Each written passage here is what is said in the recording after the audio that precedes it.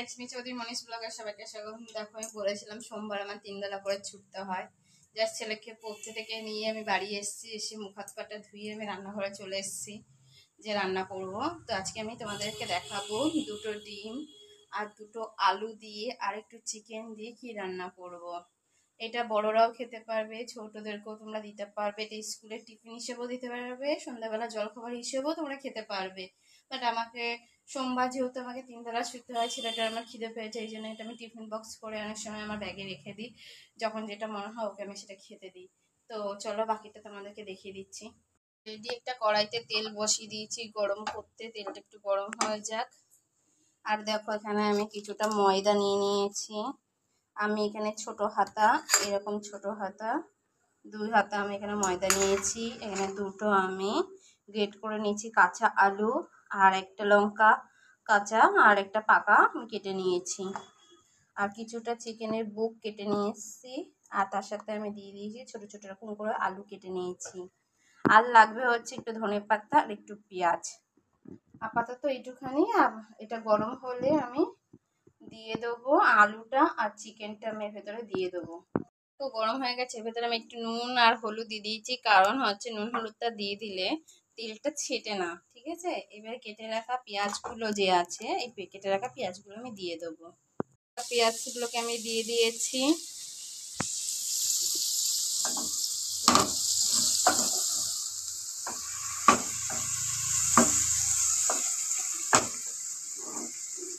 পেঁয়াজগুলোকে একটু ভাজা ভাজা হয়ে গেলে আমি চিকেন আর আলুটাকে দিয়ে দেবো এর ভেতরে।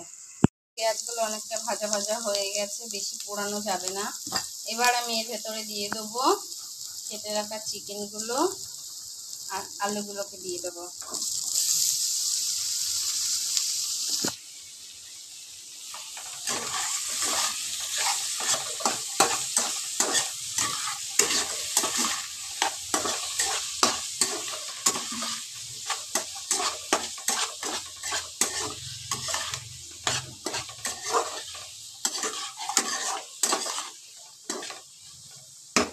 চিকেনটাকে ভালো করে একটু ভাজা ভাজা করতে দেবো, তার জন্য আমি এটাকে ঢেকে দেবো। এটাকে আমি ঢেকে দিচ্ছি কিছুক্ষণের জন্য। আমি আরেকটা প্রসেসের ভেতরে আমি এবার দিয়ে দেবো এই আলু, আর হচ্ছে লঙ্কাটার ভেতরে আমি দিয়ে দেবো এই ময়দাটা। যার যতটা লাগবে সে ততটা দিবে। আমি ভেতরে দিয়ে দিচ্ছি 1 চামচ, ফুল চামচে আর 1 চামচ, 2 চামচ, এই ছোট হাতার এই চামচগুলো দিয়ে দিলাম। এর ভেতরে দিয়ে দেবো স্বাদ মতন নুন দেবো। ভেতরে আমি দেখো দিয়ে দিচ্ছি লবণ, এতটুকু লবণ দিয়ে দিচ্ছি, আমার হয়ে যাবে। আর দিয়ে দেবো ধনিয়া পাতা, আর দিয়ে দেবো এর ভেতরে 2টো ডিম। 2টো ফাটিয়ে আমি অলরেডি দিয়ে দিয়েছি। এবার দিয়ে দেওয়ার পরে এগুলোকে একসাথে মিক্সড করব। এখানে অনেকে গাজর, ক্যাপসিকাম এগুলো তোমরা দিতে পারো, তো আমি এগুলো কিছুই দেবো না, আমি একদম সিম্পলভাবে করব। তো এই আলুটার সঙ্গে এটাকে একটা পেস্ট বানাতে হবে মিডিয়াম সাইজের, একদম পাতলাও হবে না আর একদম জল জলও হবে না, তার জন্য সেইভাবে দিয়ে এটাকে একটু পেস্টটা বানাতে হবে। তো আমি এখানে কিছুটা জল দিয়ে দিচ্ছি, দিয়ে এটার সাথে আমি মাখিয়ে দেখাচ্ছি। আমার এই পেস্টটা তৈরি হয়ে গেছে, আমি বেশি করিনি। আমি দেখো এরকম, ঠিক এরকম থাকবে, সেরকমভাবে তোমরা করবে। বেশি পাতলাও হবে না, বেশি মোটাও থাকবে না, সেরকমভাবে করবে। আর আলুটার সাথে ভালো করে ময়দাটাকে ফেটিয়ে নেবে এরকম এরকম করে, যাতে পুরোটা ডিমটা যাতে ভালোভাবে এর সাথে ফেটে যায়, পুরো সুন্দর করে ফেটিয়ে নেবে। দেখো আমার ফেটানোটা পুরোটাই দেখো কত সুন্দর হয়েছে।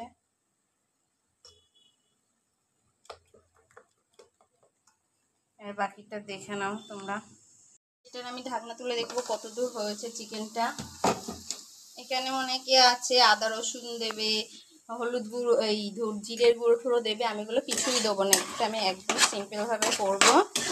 এইবারে দেখো চিকেনগুলোকে দেখো চাপ দিলে দেখো গলেই আছে।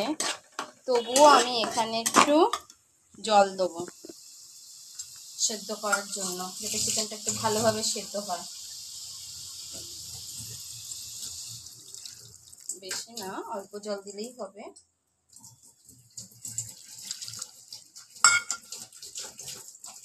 আর এর ভেতরে আমি একটু দিয়ে দেবো, সেটা হচ্ছে এই যে পাস্তার পিৎজার যে সসগুলো পাওয়া যায় সেগুলো দিয়ে দেবো একটু।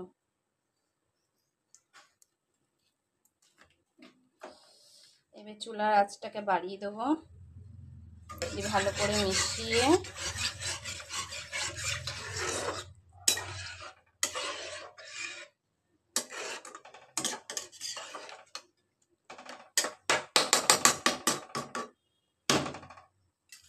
এর ভিতরে আর কিছুই দেবো না, সব কিছু ঠিক আছে। এবার এটাকে আমি ভালো করে ঢেকে দেবো চিকেনটা সেদ্ধ হওয়া পর্যন্ত, শুকিয়ে যাওয়া পর্যন্ত। দেখো আমার চিকেনটা কিন্তু অলরেডি হয়ে গেছে, দেখতে পাচ্ছ কতটা সুন্দর গ্রেভি হয়ে গেছে। দেখো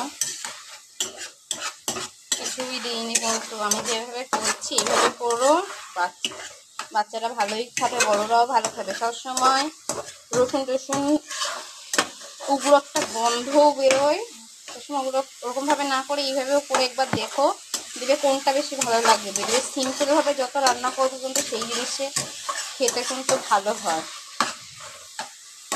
যাই হোক, এটা আমার হয়ে গেছে, জাস্ট এটাকে আমি নামিয়ে নেবো।